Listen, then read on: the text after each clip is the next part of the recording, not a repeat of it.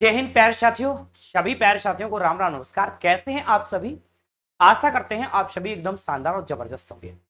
मैं जीएस राजपूत आपके अपने प्लेटफॉर्म एकलव्य क्लासेस झांसी में आपका स्वागत करता हूं।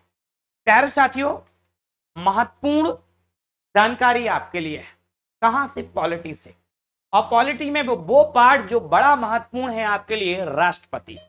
राष्ट्रपति पर प्यारे साथियों आपको लगता है, राष्ट्रपति पर प्यारे साथियों आपको लगता है कि महाभियोग की प्रोसेस आखिरकार कैसी होती है, इसकी पूरी चर्चा हम सिलसिलेवार तरीके से आपको करने वाले हैं। और अगले 5 मिनट आप हमारे साथ रहेंगे और राष्ट्रपति पर महाभियोग प्रक्रिया को पूर्णतः आप समझ जाएंगे। चलिए प्यारे साथियों, देखते हैं हम लोग क्या होता है। देखो, राष्ट्रपति के लिए आपने एक बात पढ़ी होगी, राष्ट्रपति पर महाभियोग की प्रक्रिया जो लगती है 14 दिन पूर्व सूचना के बाद। आखिरकार पूरा होता क्या है, पूरी प्रोसेस जानते हैं।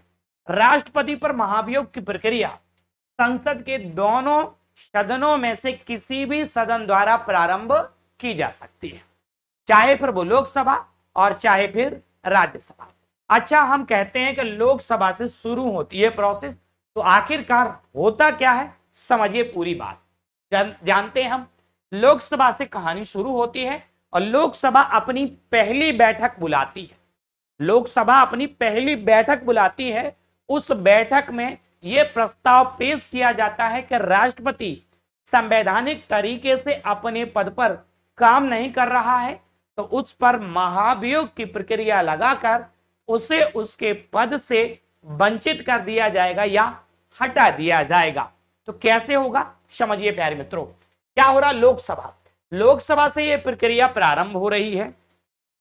कहां से यह प्रक्रिया प्रारंभ हो रही है? लोकसभा से यह प्रक्रिया प्रारंभ हो रही है। ध्यान से समझिए, लोकसभा से यह प्रक्रिया प्रारंभ हो रही है, तो फर्स्ट स्टेप में क्या होगा? लोकसभा अपने सदस्यों को बुलाएगा उस बैठक के लिए। हो सकता है कि आधे सदस्य आए, कोई बात नहीं। उपस्थित सदस्यों के 1/4 से उस बहुमत को पारित करना है। तो क्या लिखा है?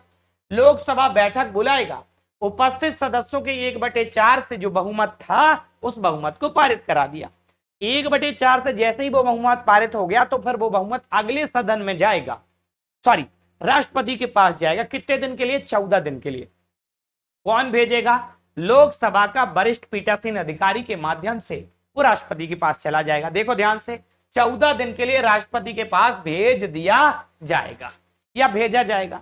अब 14 दिन इनके पास रहेगा, ये अध्ययन करेंगे, पढ़ेंगे, पूरा देखेंगे कि आखिरकार हमने क्या किया है। तो राष्ट्रपति द्वारा लोकसभा में राष्ट्रपति आएंगे या राष्ट्रपति के द्वारा नियुक्त कुछ सदस्य आके लोकसभा में अपनी सफाई देंगे कि देखो जो गलती हो गई अब नहीं होगी और यह महाभियोग प्रक्रिया वापस ले ली जाए। अगर लोकसभा मान गया तो बात खत्म यही हो गई। अगर नहीं माना लोकसभा, तो पत्र 14 दिन बाद लोकसभा के पास आ जाएगा। तो फिर लोकसभा कुल सदस्यों के 2/3 से उस बहुमत को पारित करके, मतलब लोकसभा की जो कुल सीटें हैं उसके 2/3 बहुमत से पारित करके अगले सदन को भेज देगा। देखो क्या लिखा है, लोकसभा के कुल सदस्यों के 2/3 से पारित करके अगला सदन इधर देखो, पहला सदन लोकसभा था तो इधर राज्यसभा है। अगर मान लो यहां राज्यसभा होता, शुरू कर रहा होता, तो फिर यहां लोकसभा होता। अगला सदन राज्यसभा के पास यह विधेयक पहुंचा। राज्यसभा ने इस विधेयक की पूरी जानकारी की, जांच की। उसे लगा कि हाँ, लोकसभा ने सही पारित किया है, राष्ट्रपति अपने पद पे सही तरीके से कर्तव्य का पालन नहीं कर रहा है। तो राज्यसभा अपने कुल सदस्यों के 2/3 बहुमत से उसको पारित कर देगा। जैसे ही राज्यसभा ने इस प्रक्रिया को 2/3 बहुमत से यहां से उस विधेयक को पारित किया, महाभियोग प्रक्रिया हो जाएगी पूर्ण। ठीक है, और राष्ट्रपति को फिर देना होगा त्याग पत्र। किसे? उपराष्ट्रपति को। और उपराष्ट्रपति इसकी सूचना लोकसभा अध्यक्ष को देता है। हाँ प्यारे बच्चों, एक बात और बता दूं, राष्ट्रपति का पद आर्टिकल नंबर 52 के अंतर्गत आता है और राष्ट्रपति पर महाभियोग की प्रक्रिया आर्टिकल नंबर 61 के अंतर्गत आती है। आपको हमें यह बताना है कि राष्ट्रपति क्षमादान किस आर्टिकल के अंतर्गत कर सकता है।